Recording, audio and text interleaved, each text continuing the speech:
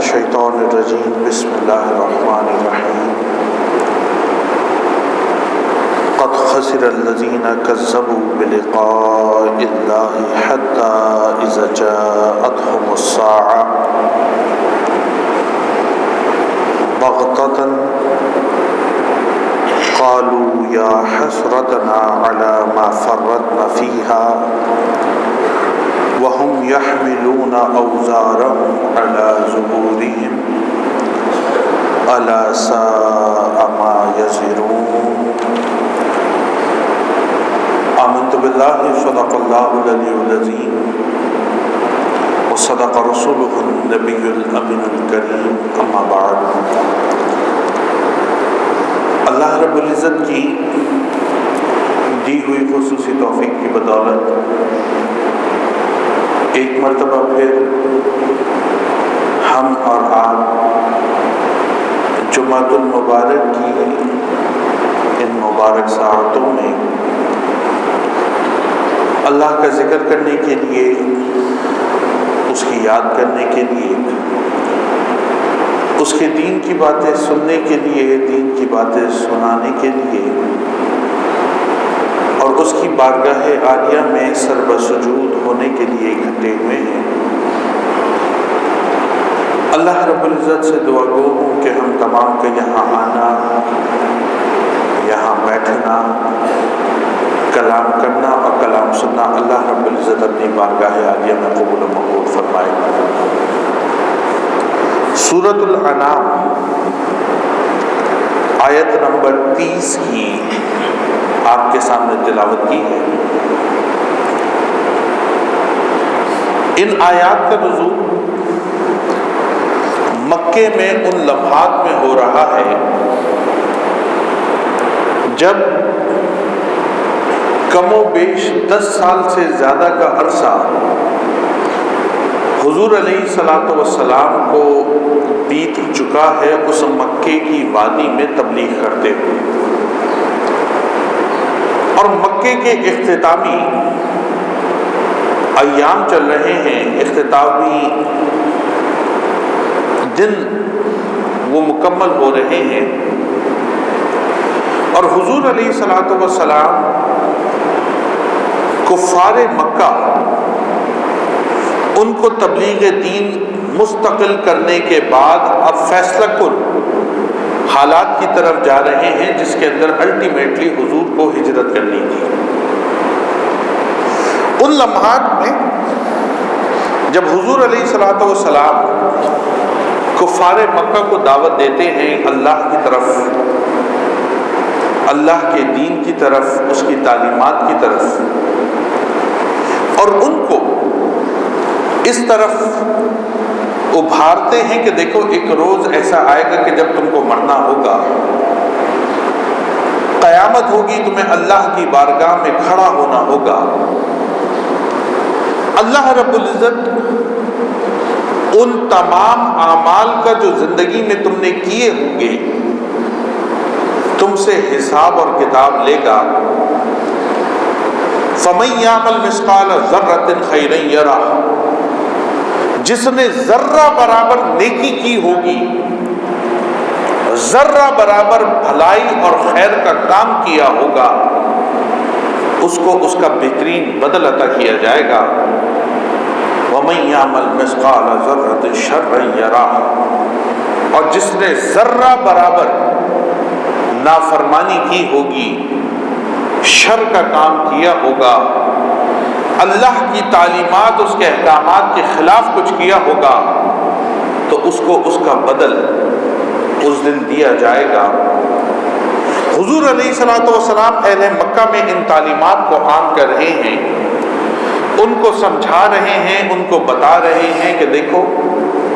یہ دنیا کی زندگی جو تم گزار رہے ہو یہ فانی ہے، یہ دنیا کی زندگی یہ فانی ہے، یہ ختم ہونے والی ہے، اور اس دنیا میں کیے گئے ہر ہر فعل، ہر ہر عمل، ہر ہر کرتوت کا تمہیں مکمل حساب دینا پڑے گا۔ جس طرح حضرت علی رضی اللہ تعالیٰ عنہ سے جب کسی نے پوچھا کہ اے علی اس دنیا کی حقیقت آپ کی نگاہ میں کیا ہے؟ تو آپ نے فرمایا اس دنیا کی کیا بات کرتے ہو جس کے حلال کا حساب دینا پڑے گا اور جس کے حرام پر جہنم کا عذاب بھگتنا پڑے گا۔ تو اگر کوئی حلال چیز ہوگی، کوئی حلال معاملہ ہوگا، کوئی حلال کردار اور کرتوت ہوں گے تو حساب تو ان کا بھی دینا پڑے گا۔ اسی لیے حضور نے یہ فرمایا نا کہ جب اللہ کی بارگاہ میں بندہ پیش ہوگا تو جب نماز کے بارے میں اس سے پہلا سوال ہوگا کہ کتنی ادا کی، اور نماز کے بعد جوانی کے بارے میں پوچھا جائے گا جوانی کیسے گزاری، تو پھر اگلا سوال یہ بھی ہوگا کہ کہاں سے کمایا اور کہاں خرچ کیا۔ اس کا مطلب یہ ہوا کہ صرف کمانے پر توجہ نہیں رکھنی ہے کہ کمانا حلال ہے، ذرائع آمدنی پر توجہ صرف نہیں رکھنی ہے کہ پیسہ حلال ذرائع سے حاصل کرنا ہے، بلکہ اس کے ساتھ اضافی توجہ اس بات پر بھی رکھنی ہے کہ پیسہ خرچ کہاں کیا جا رہا ہے۔ ایسا تو نہیں کہ کمایا تو بڑے محنت اور مشقت کے بعد حلال ذرائع سے ہے لیکن اڑایا اللہ کی نافرمانی اور حرام کاموں میں جا رہا ہے۔ کمایا تو بڑی محنت اور مشقت کے بعد حلال طریقہ کار سے ہے اور اس کو لٹایا اللہ کی نافرمانی اور شیطان کی رضا کے مطابق ہے۔ اگر کسی نے اپنے مال کو ایسے کسی فعل قبیح میں خرچ کیا تو روز محشر اس کا بھی حساب دینا پڑے گا۔ تو صرف کمانے کے اوپر سوال نہیں ہے کہ آپ نے کمایا کیسے۔ یقیناً اگر کسی نے سود سے کمایا ہے، کسی نے رشوت سے کمایا ہے، کسی نے چوری سے کمایا ہے، کسی نے ڈاکہ زنی سے کمایا ہے، کسی نے ڈاکیومنٹیشن کے اندر خرد برد کر کے کمایا ہے، کسی نے کسی کے مال پر ناحق قبضہ کیا ہے، غصب کیا ہے، قابض ہوا ہے، اس حرام کمانے والے سے تو باز پرس ہوگی، لیکن جس نے حلال ذرائع سے کمایا ہوگا لیکن خرچ اللہ کی نافرمانی اور حرام ذرائع میں کیا ہوگا، فلمیں دیکھنے کے اندر پیسے لٹا دیے، فضول حرام کاریوں میں پیسے اٹھا دیے، نشے کی دیگر اشیاء کو خریدنے میں پیسہ اٹھا دیا، شراب کی بوتلیں خریدنے میں یا اس قسم کے دیگر مغلظات کے اندر اپنا پیسہ اٹھا دیا، بے شک کمایا حلال تھا لیکن اگر خرچ بھی حرام کاموں پر کیا تو روز محشر اس کا حساب دینا پڑے گا۔ اسی لیے حدیث شریف میں یہ بھی آتا ہے کہ جب بندہ کسی کو رزق کھلاتا ہے تو اس کو چاہیے اس بات کو دیکھ لے کہ میری دعوت میں موجود مہمان کون ہیں، اور اس کی وجہ کیا ہے؟ فرمایا اس کی وجہ یہ ہے کہ وہ رزق جب حضرت انسان کے پیٹ میں جاتا ہے تو اگر اس رزق سے طاقت آئے اور بندہ نیکی کرے تو وہ رزق دعا کرتا ہے، اے میرے رب جس نے اس شخص کو یہ رزق کھلایا کہ اس رزق سے جو طاقت آتی ہے یہ نیکی کرتا ہے، میرے رب تو اس کے رزق میں برکتوں کا نزول فرما، اس کے رزق میں اضافہ فرما دے۔ اور اگر آپ نے دعوت میں ان لوگوں کو کھلایا جو زانی تھے، جو شرابی تھے، جو بدکار تھے، جو دین کی تعلیمات کے مطابق لانتی تھے یا دین کی تعلیمات کے مطابق اللہ کے باغی تھے، تو اگر آپ نے ان کے اوپر کوئی پیسہ خرچ کیا، کوئی روپیہ خرچ کیا، مال و دولت کو خرچ کیا، ان کو کھانے کھلا دیے یا ان کو اپنے ساتھ دیگر معاملات میں ان کے اوپر پیسوں کو خرچ کیا، تو حدیث شریف میں آتا ہے وہ رزق جو اس گناہگار کے پیٹ میں جاتا ہے وہ اس رزق کھلانے والے کے لیے بد دعا کرتا ہے کہ اے میرے رب اس نے مجھے اس کے پیٹ میں ڈال دیا کہ جس کے اندر میرے کھانے سے طاقت پیدا ہوئی تو اس نے مزید گناہ کیے، مزید تیری نافرمانی کی، مزید تیرے احکامات کے خلاف عمل کیا، یا اللہ تو اس کے رزق میں بھی تنگی پیدا فرما دے جس نے اس کے پیٹ میں اس رزق کو پہنچایا ہے۔ تو یہ وہ تعلیمات، یہ وہ باتیں تھیں جو حضور علیہ الصلوۃ والسلام اہل مکہ میں ان کو بتاتے تھے، ان کو ان باتوں پر آگاہ کرتے تھے کہ تمہیں ایک دن رب کی بارگاہ میں پیش ہونا ہے، تمہارا حساب کتاب ہوگا، اللہ تم سے تمہارے اعمال، تمہارے معاملات، تمہارے کردار شب و روز کے احوال کے بارے میں باز پرس کرے گا، تو وہ اہل مکہ اس بات کے جواب میں حضور علیہ الصلوۃ والسلام کی نہ صرف نافرمانی فرماتے بلکہ ساتھ میں یہ بھی کہتے کہ ہمیں نعوذ باللہ من ذالک اللہ سے نہ ملنے کا شوق ہے، نہ ملنا چاہتے ہیں۔ قرآن حکیم یہ آیت کریمہ اسی حالت کے اندر نازل ہوتی ہے، اور اللہ رب العزت ارشاد فرماتے کہ میرے رسول آپ ان سے کہیے قد خسر الذین کذبوا بلقاء اللہ، کہ وہ خسارے میں پڑ گئے، وہ نقصان میں چلے گئے، انہوں نے اپنا بیڑا غرق کر لیا، انہوں نے خود کو برباد کر دیا، جو یہ کہتے ہیں کہ ہمیں اللہ سے نہیں ملنا۔ جنہوں نے اللہ سے ملنے کی تکذیب کی، جنہوں نے اللہ سے ملنے سے انکار کیا، یہ لوگ خسارے کے اندر چلے گئے۔ حتی اذا جاءتهم الساعة بغتة، یہاں تک کہ اچانک جب ان پر قیامت ٹوٹ پڑے گی۔ اور قیامت کیسے ٹوٹے گی؟ حدیث شریف میں آتا ہے کہ حضور سے جب ایک صحابی نے پوچھا خدا کے رسول قیامت کب آئے گی، تو حضور نے فرمایا جس شخص کی موت واقع ہو جاتی ہے اس کی قیامت وہاں سے شروع ہو جاتی ہے۔ تو وقت مقررہ پر جو قیامت آنی ہے وہ تو قیامت کبریٰ ہے، وہ تو آئے گی، لیکن ہر بندہ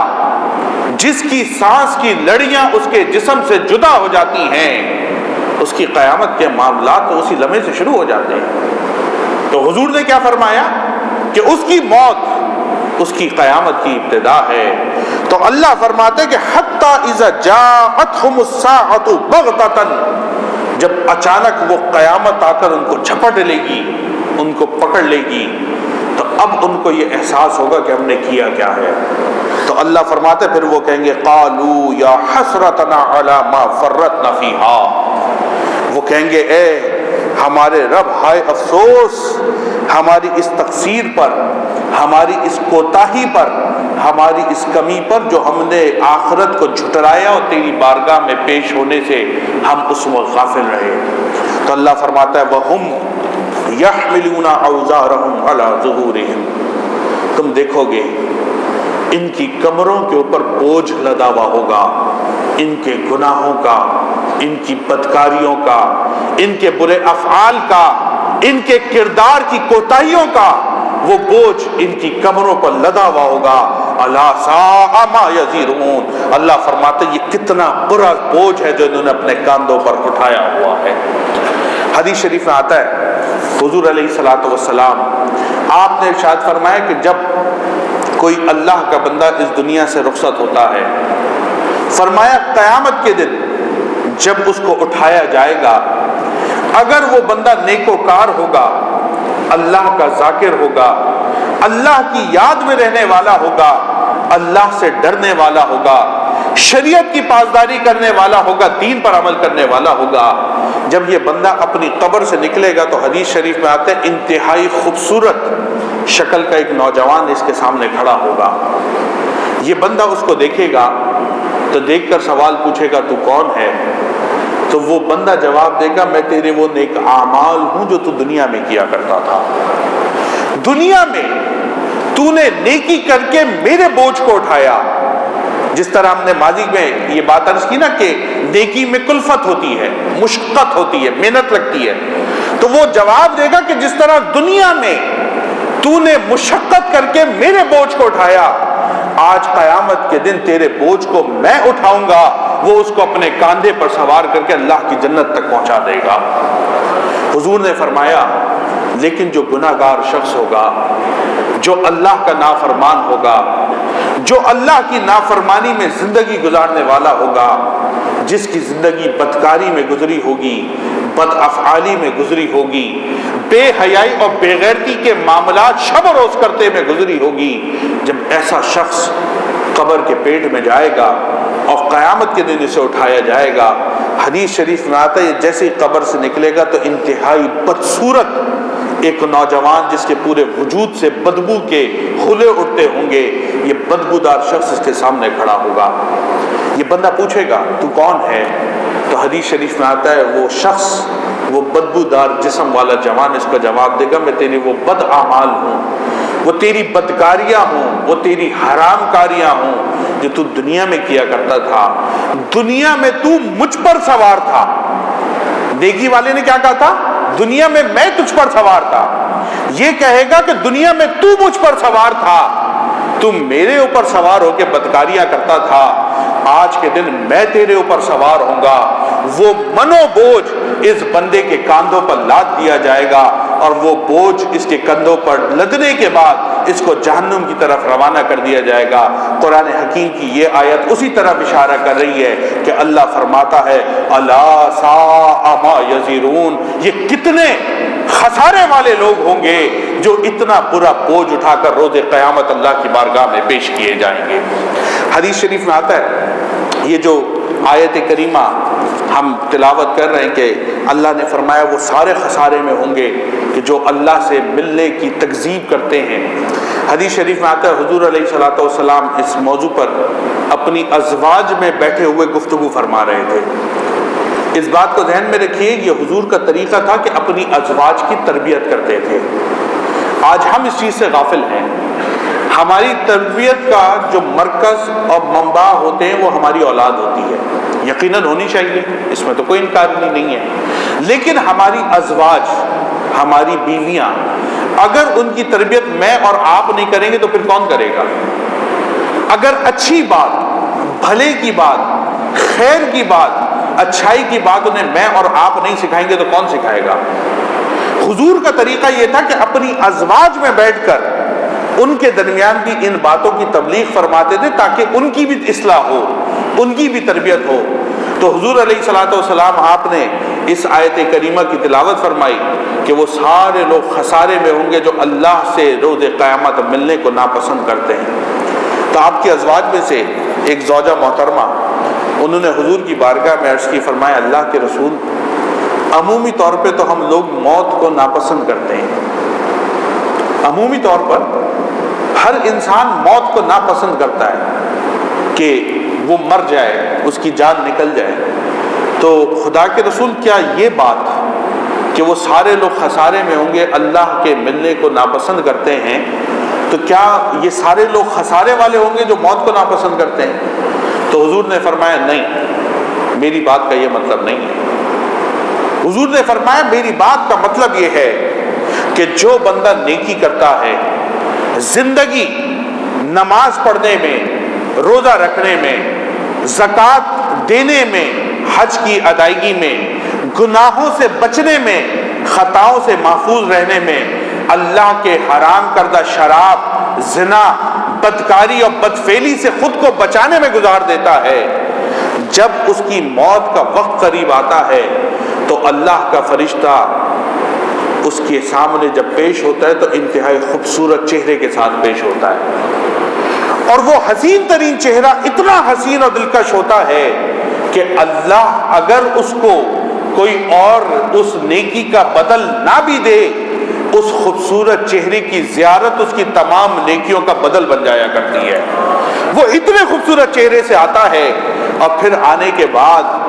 وہ اللہ کی ان نعمتوں کا ذکر شروع کرتا ہے جو اس مرنے والے مومن کو موت کے بعد دی جائیں گی۔ اس کو جنت کے باغات دکھاتا ہے، اس کو جنت میں بہتی ہوئی نہروں کو دکھاتا ہے،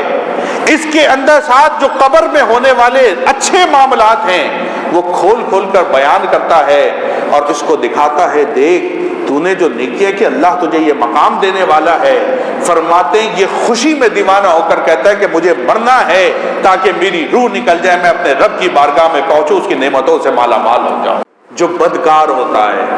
جو حرام کار ہوتا ہے، جو شراب پینے والا ہوتا ہے، جو زانی ہوتا ہے، جو بد کرداری کرنے والا ہوتا ہے، مال کو سود کے ذریعے، رشوت کے ذریعے، حرام طریقوں سے کمانے والا ہوتا ہے، فرمایا جب اس کا آخری وقت آتا ہے تو جو اسرائیل ہیں وہ اتنی بدصورت شکل کے ساتھ اس کے سامنے اس کی روح کو قبض کرنے آتے ہیں کہ اگر اللہ اس کو کوئی اور عذاب نہ بھی دے، فقط اتنا عذاب اس کے لیے کافی ہوگا کہ اسرائیل کو اس خوفناک صورت میں دیکھتا ہے، اس کی جان نکلنے لگتی ہے، اس کا جسم پھڑپھڑانے لگتا ہے، یہ کانپنے لگتا ہے، تو اسرائیل اس کو بتاتے ہیں کہ یہ تو وہ کیفیت ہے جو تیری جان نکلنے سے پہلے تو دیکھ رہا ہے. جب تو قبر میں جائے گا اللہ تیری ہڈیوں کو توڑ دے گا. تو قبر میں جائے گا اللہ تیری رگوں کو پھاڑ دے گا. تو قبر میں جائے گا تیرے جسم کو مٹی کے درمیان پیس کر رکھ دیا جائے گا. اللہ تیرے ساتھ جہنم میں یہ معاملہ کرنے والا ہے, تجھے جہنم میں اس گھاٹی کے اندر دھوسنے والا ہے, تیرے گناہوں کے بدلے میں تجھے پیٹ پلانے والا ہے. جب وہ ایک کے بعد دوسرا جہنم کا ذکر اس کے سامنے کرتے ہیں, یہ بندہ خوف کرتا ہے, کانپتا ہے, اور یہ خواہش کرتا ہے کہ کاش مجھے اللہ کے سامنے پیش نہ ہونا پڑے. تو رسول اللہ نے فرمایا جو پہلا بندہ ہوگا نیکوکار, جب وہ اللہ سے ملنے کو پسند کرے گا تو اللہ بھی اس سے ملنے کو پسند فرمائے گا, اور جو گناہگار بندہ ہوگا جب یہ اللہ سے ملنے کو ناپسند کرے گا تو اللہ بھی اس سے ملنے کو ناپسند فرمائے گا. اب مجھے اور آپ کو آج یہ سوچنا ہے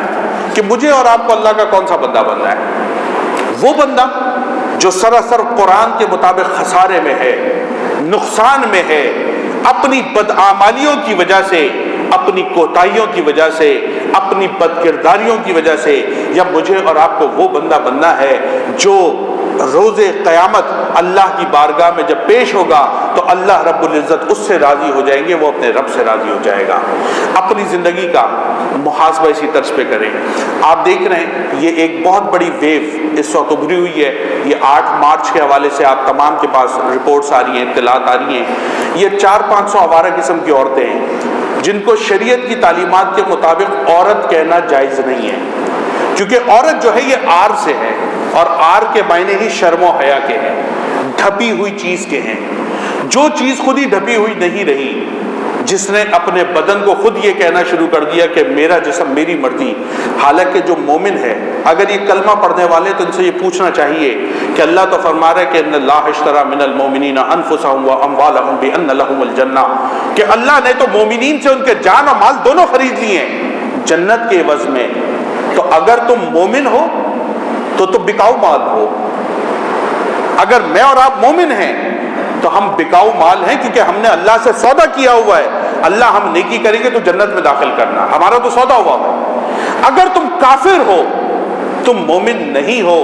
تو پھر اس کا ایک اور مطلب ہے, اور وہ مطلب یہ ہے ہمارا جسم ہماری مرضی, مطلب ہم جو چاہیں گے کریں گے. تو آپ کو یہ پتا ہونا چاہیے کہ جس کا کوئی مالک نہیں ہوتا پھر اس کے سب مالک بن جاتے ہیں.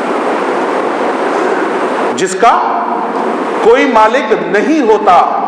پھر اس کے سب مالک بن جاتے ہیں. اگر سڑک پہ کوئی چیز پڑی بھی ہو تو اگر اس کو کوئی نہیں اٹھاتا تو پھر جس کا جی چاہتا ہے اس کو اٹھا لیتا ہے. یہ حرام کاری, یہ بدکاری, یہ فحاشی, یہ بےغیرتی اسلامی معاشرے میں نہیں ہو سکتی.